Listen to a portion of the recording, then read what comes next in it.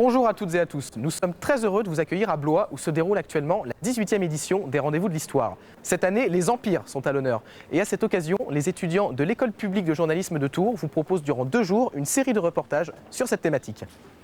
Commençons tout de suite notre voyage, non loin d'ici, à La Motte-Beuvron. Située à tout juste 60 km à l'est de Blois, cette commune chargée d'histoire a été le pied-à-terre de Napoléon III lors de son règne sous le Second Empire. Aujourd'hui encore, de nombreux éléments architecturaux et paysagers rappellent son passage pour peu que l'on sache où chercher. Dame Agassa et Manon Bazerque se sont rendus en Sologne sur les traces de l'empereur.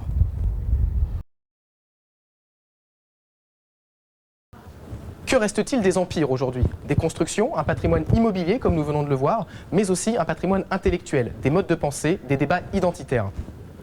C'est cet héritage immatériel légué par l'empire colonial français que nous allons tenter de comprendre avec Jonathan van der Voort qui accueille notre invité du jour.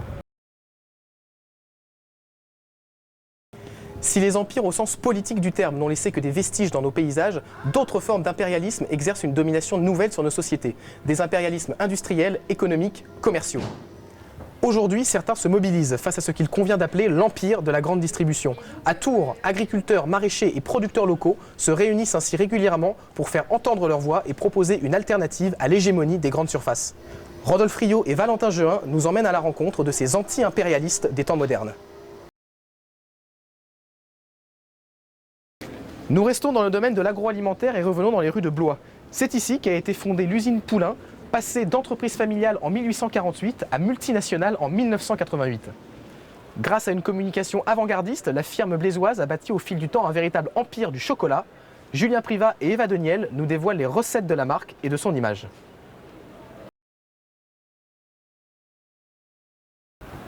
Ce magazine touche à sa fin. Avant de le refermer, sachez que sur cette journée de samedi, plusieurs événements et conférences s'offrent à vous. Lina Bensonoussi vous en offre une petite sélection non exhaustive. Ainsi s'achève ce premier magazine. Merci à vous de l'avoir suivi.